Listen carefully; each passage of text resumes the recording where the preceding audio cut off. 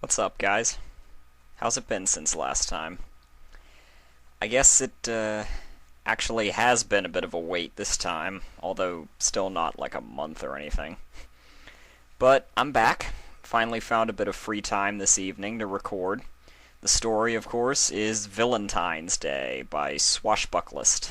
A story not too subtly inspired by Toonami in its heyday. As the name implies, it features all four MLP villains up to this point, and the story itself is incredibly funny, and I hope everyone else agrees. I want to give thanks to the lovely, lovely Brillia1994, who both sent this fic my way in the first place, and will be providing the voice of Queen Chrysalis. So cheers and thanks twice over, my friend, and thanks to everyone once again tuning in. So let's get started. Villaintines Day by Swashbucklist. 11:59 p.m. Everfree Forest. Nightfall in the Everfree concealed a great deal of aggression in its darkness. The ancient castle of the Royal Pony Sisters, far removed from the pastoral towns of the forest's borders, stood as strongly as it had for thousands of years, decaying only on the outside. There were many who saw it as a sacred and untouchable place, but the forest disagreed with that notion, as vines, ivy, and other flora had long ago stormed its walls and crept in through empty window frames or up through cracks in the floor.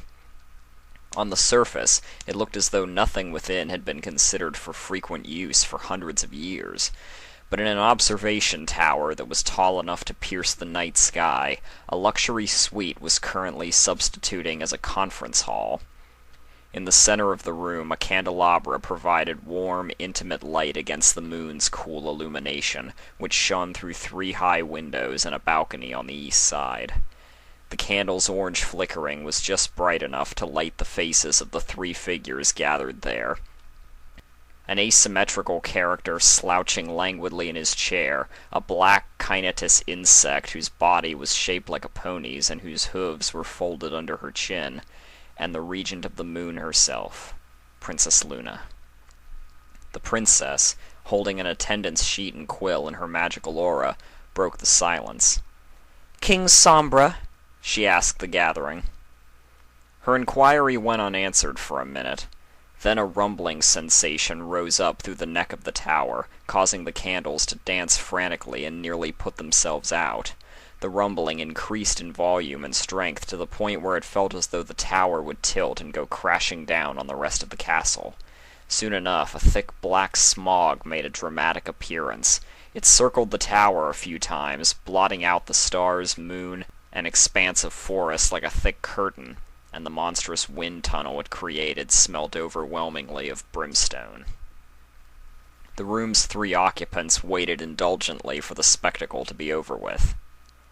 Eventually, the black maelstrom calmed and gathered itself into the one empty chair at the table, coalescing into a stooped figure whose green and red eyes burned above a malicious grin. The rumbling that had previously come from the rock below their feet now came from this swirling shadow. It announced itself in a low demonic growl from which words could not be accurately deciphered. Luna sighed. "Thou hast presence, if little else. Canst thou merely say, 'Here,' like the others?" The offended creature's face drooped. It was well known that he had a speech impediment. He heaved his own sigh. "Good," Luna said, checking off his name. "Queen Chrysalis?" "Here," grunted the insect queen seated to her right. "Check. Discord?" The mismatched trickster at the opposite end of the table offered a playful wave. "Here." "Good. And alas, Nightmare Moon."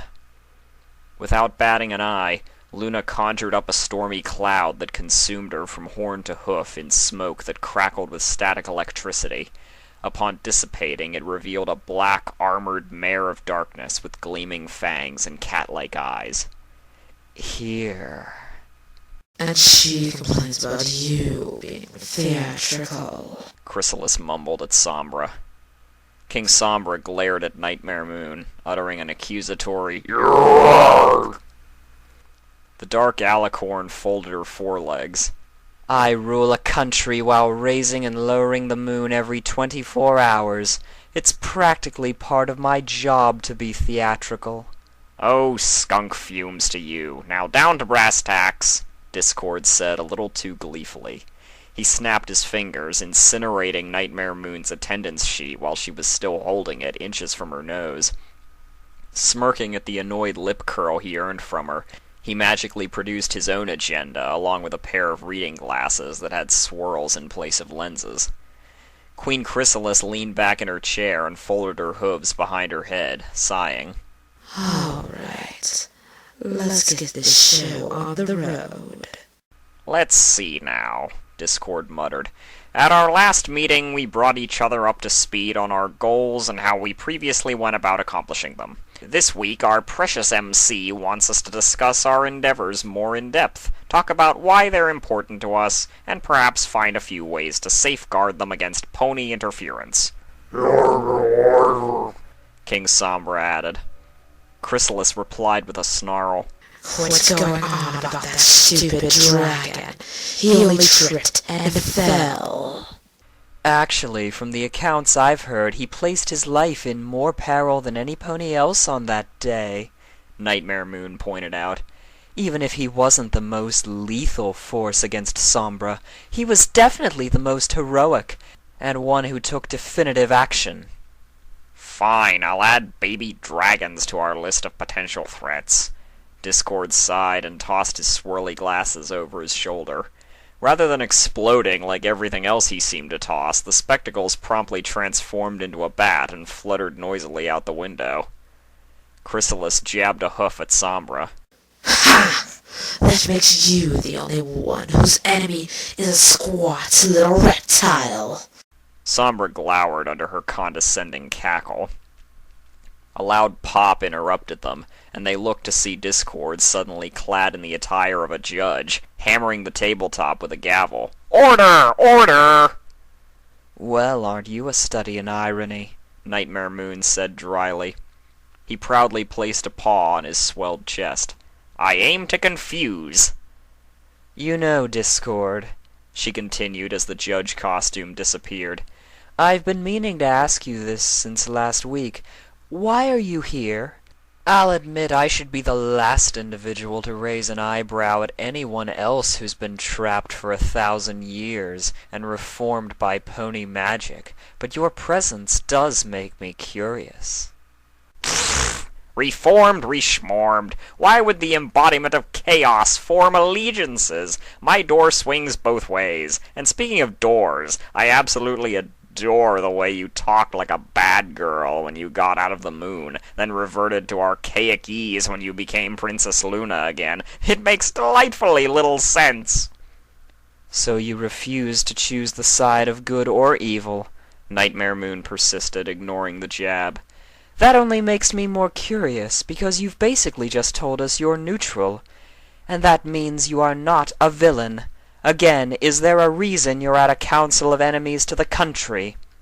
Of course. Being the physical avatar of chaos makes me a necessary part of the fabric of reality, you silly horse.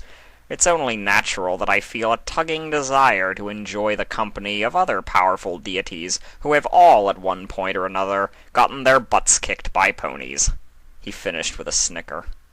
In other words, you're here because you feel we're peers as far as power and status are concerned, Nightmare Moon replied sternly. You're not actually committed to the undertaking of monstrous deeds, but an outsider who could potentially betray us for kicks, is that not right? Who are you calling a monster? Queen Chrysalis demanded, slamming her hooves on the hard tabletop. Now, indoor voices, Discord flippantly chastised. Here, have some of the ass cake I brought. A covered oven dish magically appeared in his mismatched extremities. He held it out to Chrysalis, who merely turned her burning gaze on him. Okay, it's not actually ass cake, it's carrot cake. He swiped the cover off, revealing frosted cake baked proportionately in the shape of a pony's rear end. particularly the rear end of a scrawny yellow stallion with a pastry cutie mark. Discord's grin was almost as cheeky as the cake itself, but an unamused Chrysalis just narrowed her eyes further. Okay, it's regular carrot cake. Happy? The cake transformed into a less risque dish with carrot heads protruding from it in rows. Chrysalis didn't respond, but narrowed her eyes even further. Careful or you'll turn Chinese, Discord deadpanned. Fine, I'll eat it myself. Tough crowd. You've certainly perfected your Batmare glare, though. Chrysalis finally turned back to the true target of her ire. As I was saying... Nightmare Moon waved her hoof to placate the changeling queen. Yes, I remember, but we're villains, honey. We're all monsters here. I certainly am not. Chrysalis shot back defensively, trying not to cringe at the sounds of Discord's scarfing cake right next to her. I have a hive to feed. It's the nature of our food source that makes the things I do to take care of my hive appear evil. Our magic lets us put up facades, because that's the only way we can stir up a meal's, individuals' emotions. It's not our fault we came into existence that way. It's simply what we do. She twirled her hoof, searching for the right word. Misunderstood. You know, I always felt that your situation was ridiculously easy to fix, said Nightmare Moon. Chrysalis's eyes narrowed at her this time until they became slits. Say that again, she hissed. Sombra happily exclaimed, What about my rack? Nightmare Moon snarled. He said we're back on track, and I agree, Discord put in as he set the empty cake dish aside and smacked his lips. Yum. Much as I love random digressions, this is the reason we're here. Now go on, what's this about our beloved changeling queen's modus operandi? Chrysalis fixed the moon goddess with a glare, her muzzle scrunched up in mild disgust. Yes, let's hear this obvious solution to an issue that consumes my entire race. It doesn't even need much exposition for me to describe, Nightmare Moon replied condescendingly. You and yours feed off emotions, don't you? A variety of emotions. Love being the most nutritious, Chrysalis confirmed in a flat voice, still glaring. Then all you have to do is get ponies and dragons and whatnot to love you as changelings. It's as simple as that. This argument again. I thought for a moment you had something of substance to offer. How foolish of me. Why, oh why is it such a difficult thing to grasp? Nightmare Moon lamented mockingly, rolling her eyes. Emotions come from everything in every variety. You would elicit things such as fear and aggression, yes, but by conducting yourselves with decorum and otherwise playing your cards right, you could also make ponies feel acceptance, gratitude, admiration, and many other things for you. You would get your precious nutrition, no longer being made to creep around in the shadows. And it's just that easy, is it? Chrysalis replied darkly as she stared at Nightmare Moon with a guarded expression. Her next words were imperceptibly quieter. You're even dumber than Sombra, if you think anyone could easily love a changeling. King Sombra would have growled at the queen had he not been made uncomfortable by how much pain was hidden in her words. Instead, he exchanged an awkward glance with an equally uneasy Discord. Things had just taken a turn for the sensitive, and even in company whose wounds had long ago become calluses, there was no avoiding awkwardness. Chrysalis glowered patiently at Nightmare Moon, who was scowling at the position she'd been put in. But before the tense silence could stretch out for too long, the alicorn drew herself up and scoffed. Humph! You make it sound like bucking over 1,000 years of slanderous historical accounts as an obstacle. Only for the weak-willed, perhaps. Look at me. I was welcomed back to the throne in less than 24 hours, and a year later I assuaged a terrified community overnight. And we're talking about a community who freaked out over a rabbit stampede. Are you so incompetent? But of course it wasn't hard in the slightest for Princess Luna. The changeling queen countered venomously. You had royal status to fall back on after shedding your nightmare identity. You had your fellow Alicorn sister to stand by your side, and you only had a few dozen generations worth of ponies being conditioned to fear you. She looked coldly upon Nightmare Moon, and her voice descended into a growl. Changelings have no good side, and no shining alter ego to which we can return from the darkness. And we certainly don't have any light in our past to convince a society that we can be different. We've always been monsters. Always been. Misunderstood, the Alicorn interrupted. Chrysalis's eyes flared, but lost some of their intensity as her momentum tapered off. Yes, we're a misunderstood species. It has been that way for as long as we've existed. There is no turning point in our history at which we became evil. We've always been considered monsters. Her voice became a dangerous whisper. Now tell me, that's an easy thing to change. I dare you. Nightmare Moon stared down her snout at the changeling queen for another interstice of silence, one broken only by the night's gentle wind, one that no one wanted to see last for very long, nor be the one to break. The tension between the two powerful monarchs was as palpable as the discomfort among the other attendees. At long last, Nightmare Moon made her counter-argument. I admit that makes it a bit more of a challenge for you. A thud reverberated around the room as Chrysalis's face hit the table. But my theory is still valid. It's simply a matter of how you present yourselves from here on after. Monsters are merely creatures who have earned notoriety due to being drastically misunderstood. It's simply a matter of getting others to understand that you're not psychotic beasts of pure evil. So I am a monster then. Chrysalis muttered, twisting her head on its side to look at the moon goddess. Well, with you to compare myself to, the label doesn't seem so unflattering. You're certainly no monster. Nightmare Moon fixed the changeling with a glare. Care to tell the class what you mean by that? Chrysalis sat up. Monsters are something defined so because they're misunderstood. Is that not your point?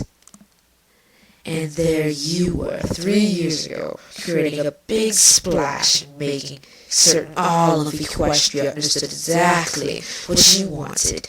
Eternal night. Because you're a little brat who got upset when no pony liked her macaroni art. You threw a temper tantrum and decided to shove it down all their throats. You even crashed your sister's annual celebration to show off. If that's how low one has to sink to be evil, I think I would prefer being a monster. Your motivation is petty. Petty? Nightmare Moon repeated breathlessly. Teeth bared and nostrils flared, she roared, You would dare accuse the one who controls the moon and decorates night's mantle of being petty? You expected your subjects to forego biological necessity just to observe your pretty night sky. Sleep is for the weak! It's a weak excuse to go to such lengths. At least I only take one population at a time. You may have a living, breathing hive to look after, but that does not devalue the importance of my own mission! Nightmare Moon snarled through her sharp teeth. She paused, lifting her chin and squaring her shoulders.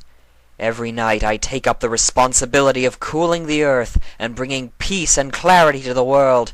I craft the stars themselves, shaping them into dozens of constellations and numerous other phenomena, to capture any pony who wishes to look up to a much clearer sky than what my sister can provide. But 1,000 years ago, very few were so captivated. This is something I spent century after century pouring my heart and soul into, which I still do, for the benefit of all who live under the sky." She leered at Chrysalis, whose glower had disappeared. "Do you know what it feels like to give the entire world spectacular works of art on a daily basis, only to have them met with indifference every single time?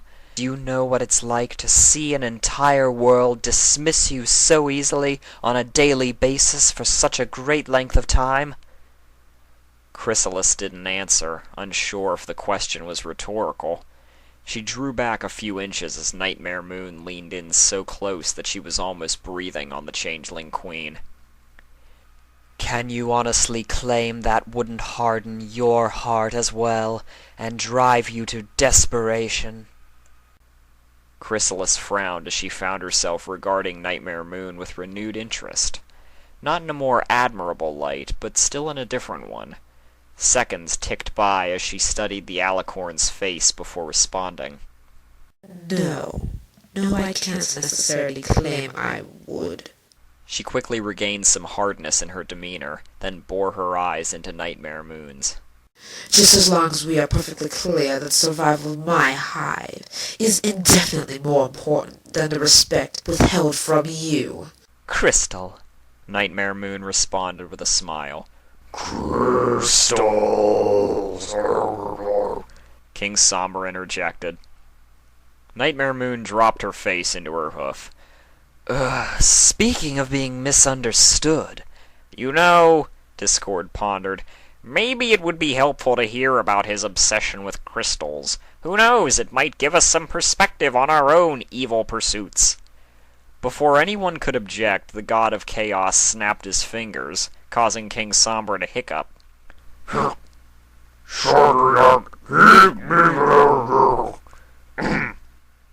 Picking up from wherever he had begun, Somber continued, "From one of the oldest creation myths in the world. I'm sure you've heard of it." Holy horse apples! You made him sound like Christopher Walken! Chrysalis exclaimed. Discord replied, "Nope, that's his normal voice." Ignoring them, Sombra explained, his voice pitching at the end of half his sentences. "Now, as I was saying, this creation myth I'm referring to involves the original gods who gave birth to the world. They are not around anymore because they invested their essence in the manifestation of the planet and all the life on it." "Ah!" Discord held a finger up to his nose as he felt a sneeze coming on. "But the souls of such powerful beings cannot simply disappear. It is obvious that their essence lives on in what they created. The only non-living element in all of existence with enough magical property to grow and transform on its own is crystal." "Ah!" Discord's mouth gaped as he squeezed his eyes shut. "Crystal is the only part of the Earth's mineral composition that responds readily to magic. It is also the only element that can exist as a living being, the crystal ponies. This is why I wanted to enslave them. It would mean enslaving the very rock that the gods live in. It would mean possession of the gods' power. It would mean complete and total control of all... Ah! Chew! King Sombra's rant came to a halt as his speech degraded back into nonsense, and he watched a wave of cookies explode from Discord's nose to scatter across the table.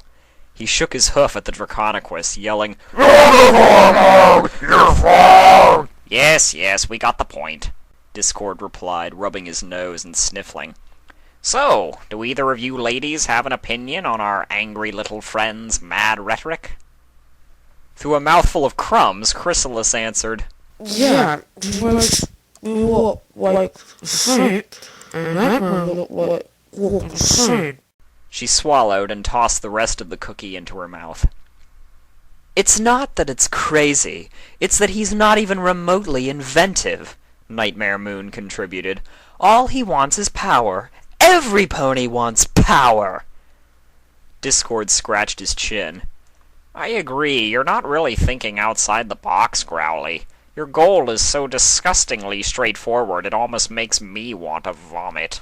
Bleh!" He jabbed a claw at the back of his throat far enough past his uvula to push out the skin at the back of his neck. Not to mention the foundations of his plan are set in abstract myth, Nightmare Moon added. Sombra burst out. Discord was caught off guard by the sudden exclamation. What do you mean by that? Sombra accused. That's not fair, Discord replied with a claw in his chest. My whole damned purpose in this world is...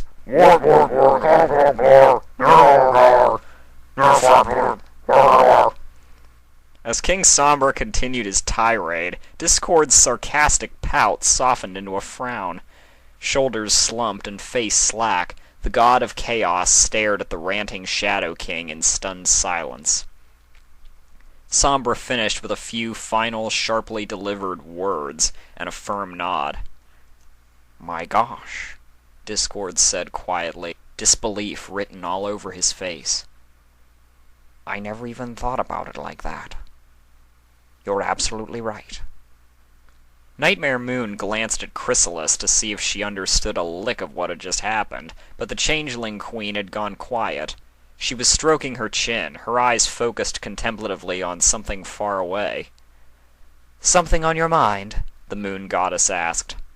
Still forming her thoughts, Chrysalis said carefully, I was just thinking, maybe Sombra's idea is not so lowbrow. Discord quickly recovered from his stern tongue-lashing. Oh, Chrissy, you do realize that entities like us need a punching bag on whom to displace our own flaws, right? I mean, there's a reason we don't invite King Sombrero out for bowling after these meetings. Sure you don't want to take another jab at old Somber Face over here? No! Listen! Chrysalis snapped. Desire for power is a basic, but truly elemental to one's heart. Who doesn't want to have more control over the world? It means control over their own life. Doing such is always the first step in my invasions. I need to ensure a kingdom is under my hoof before I begin a mass feed my hive. She rounded on Discord. And you have the power to do that. If only you would take control of... Discord immediately cut her off, folding his arms in a rare display of firmness. Not happening. The Changeling Queen threw her hooves up. And why not? Because of who you're talking to. Control implies order, you insect who somehow looks like a horse. Easy! Chrysalis cried. We can't even work together. What the hell are we doing in an evil gathering if we can't even contribute to one another's goals? Probably so we can point out how stupid one another's goals are, really. Nightmare Moon grumbled. You're Nightmare Moon furrowed her brow at Sombra. What? The overdressed stallion leaned over the corner of the table and grabbed her face between his hooves, squishing her cheeks in an intense effort to make her focus on him. Woof, she delicately inquired through compressed lips. You're for a job! We're for a job! She swatted his hooves away. I can't understand what you're saying, you numbskull! Discord informed her offhandedly. Oh, all he's saying is that you could have commanded appreciation from your ponies without winding up trapped on the moon for a millennium. Nightmare Moon leered at him through one evil eye. I seem to be repeating this a lot, but what? I just think he explained that there is a much easier way to accomplish your goal. Chrysalis added with a smug grin. Sound familiar? Any trace of mild respect she had shown earlier was gone, replaced by a universal desire to tease. It's really quite simple, Discord continued. If no pony appreciated your knight, then all you had to do was keep the knight to yourself. Nightmare Moon's body tensed up, but not for the purpose of exhibiting a royal posture this time, but because she found herself dreading Discord's full explanation. She suspected that her words from half a minute ago were about to bite her in the ass. The god of chaos assumed a relaxed position, hands behind his head and one leg tossed over the other. See, no one's going to appreciate anything that's forced on them, are they? So instead, you should have hoarded it! If they can't find it within themselves to stay up another few hours to appreciate the glamour of the most beautiful part of the 24-hour cycle, then they just don't deserve it. You should have left them with nothing but daytime, all day, every day. He produced a cigar and began puffing at it. That way, the sun would have baked the land, killing crops, deteriorating water supplies, heating up the Earth's atmosphere to unbearable temperatures, all to the point where they would beg and plead you to return the moon to them, and when you finally acquiesced, they would rejoice the return of your cool and gorgeous night. The little ponies would cry tears of relief, and thank you for being the stewardess of the moon. Why, it's likely they would have even created a holiday in celebration of the night, rather than that nightmare thing that commemorates how evil you were. He exhaled, his smoke quickly taking the form of a Penrose triangle. But of course that's such an obvious idea that I'm certain you thought of it 1,000 years ago, and no doubt gave it careful consideration before producing some very intelligent reasons for dismissing it and doing what you actually did, right? No response. Right? Discord looked up to see Nightmare Moon sitting stock still, her pupils the size of needlepoints, and her mouth hanging open on a slack jaw. Chrysalis leaned into Nightmare Moon's field of vision. Hello, Moony. She waved her cavity-filled hoof before the alicorn's eyes, which didn't so much as dilate. I think you broke her, Chrysalis said. She grinned savagely at the other two. Nice. Goodness, was she really so out of control back then? Discord marveled, admiration shining in his eyes. Don't sleep on it, said Chrysalis. Those kinds of emotions cloud judgment. I know better than any of you. Nodding sagely, Sombra added, You're... Discord leaned across the table and inserted his cigar between Nightmare Moon's lips, then gently pushed her mouth shut to hold it in place. Not a single muscle on her face moved voluntarily. With an air of finality, the Draconiquus sat back and clapped his claw and paw together. Well, I guess that concludes this week's conference. Since our little Moony seems to be indisposed through no fault of our own, it looks like you're coming bowling with us, Sombra. Sombra glanced around at the three of them. He likes uneven teams, Chrysalis said without enthusiasm. She got up from her seat and proceeded to the door that led downstairs, muttering, It's more imbalanced that way.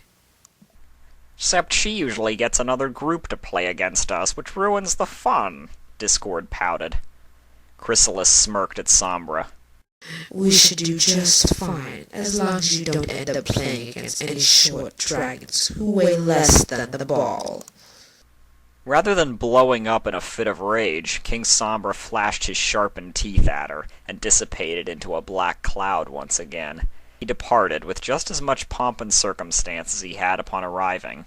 His incorporeal form rushed throughout the room before merging with the dark night sky. The wind from his departure blew out the candelabra.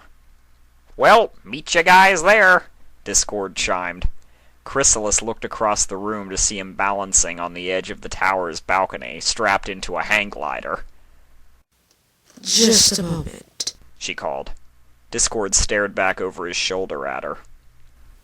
A few minutes ago, what exactly was it that King Sombra said to you? Discord sighed. In a distant tone of voice that sounded as though he were speaking only to himself, he replied, No pony understands me, you know. He shut his eyes and turned his chin up in an expression that Chrysalis couldn't define as pride or defiance. He told me that I'm the biggest monster of all. Then he grinned, his eyes flashing with manic intent, and stepped off the balcony. As soon as he was in the open, a loud pop signaled the hang glider's transformation into an anvil. The god of chaos dangled beneath it on a string as the massive iron block floated off like a balloon, carrying him away. Queen Chrysalis rolled her eyes and headed for the staircase like a normal individual, but she hesitated at the door. She glanced back toward Nightmare Moon, who remained as motionless as she had been 2 minutes ago. With a gentle sigh, Chrysalis turned and descended the spiral staircase, shutting the door behind her. Minutes after everyone else had gone, Nightmare Moon continued to stare blankly into the shadowy suite. Her eyes didn't register the room's sudden dimness, or the wisps of smoke drifting off the dead candle wicks. On the outside, she was a statue. On the inside, however, things were much more frenetic. Her brain swirled maddeningly with memories of 1,000 years in her bleak, boring moon, lonely and desolate. These distressingly recent memories led her train of thought inevitably back to the decisions that had placed her there. Simple, brash decisions driven entirely by emotion, with no calculation behind them. At long last, she let her head fall into her hooves. She released a heavy sigh, allowing her shoulders and wings to droop as well, as if the weight of the world were sliding off her back. Here I am in the earliest stages of attempting to reform them, she thought drearily, and my own enemies effectively pierced my self-image with no effort. Regardless of how tempted she was to indulge in the dark feelings that had been dredged up, nothing productive would come of them. It would be meaningless to regret what couldn't be changed. That was something few villains understood, and it was something she had come to terms with a few years ago in this very castle. But of course I have only myself to blame, she reminded herself, and at least I managed to connect with them to some degree. Though these monstrous subjects may never be brought about to the side of good, there is value in understanding them, and perhaps, she considered as her thoughts returned to the observation King Sombra had so easily made, they may help me understand a bit more about myself. She used her magic to produce a storm cloud that encased her body, sweeping away her armor and returning her coat to its dark blue coloration. Princess Luna once again, she sat for a moment longer in contemplative silence. She finally noticed the cigar Discord had placed in her mouth, and with a heavy heart, took a puff from it, causing the end of the cigar to explode with a deafening blast. Her wings sprang open, her legs kicked out wildly, and her chair went toppling over backward. She hooked the table's edge with her forelegs and hauled herself up. The gag cigar, now shortened to a flared stump, had turned the end of her muzzle black. She angrily sought out the 3 guffawing culprits. The sight of furious royalty, marred and glaring at them over the tabletop, only doubled everyone's wild, exuberant chortling. Chrysalis was slapping the floor with her hoof, and Sombra was rolling around on it. From between the two villains he had teleported back with him, Discord raised his hand with a grin and aimed it between the princess's fiery eyes, gunshot style. Bang. Well, I hope y'all had barrels of fun with that one. A lot of good opportunities for me to show off some impressions here, including my Christopher Walken voice that everyone on the internet is required to have by law or something. But beyond that, I guess I never quite noticed before how similar my real voice is to Discord's. Or at least it can be when it cracks or whatever. I hope that didn't put anyone off. And of course, Briolia's wonderful Chrysalis voice added a lot to this. Can't thank you enough, love. She actually just added a Chrysalis audio of her own to her own channel, so everyone go check that out too. Anyway, next time I'll hopefully be able to do Love After a While, a great TWIXOC Klopfic guest starring Rafor Setka as the voice of Twilight. Still waiting for confirmation that she will, but I'm in no hurry. In the meantime, thank you all very much once again for listening, and I bid you farewell.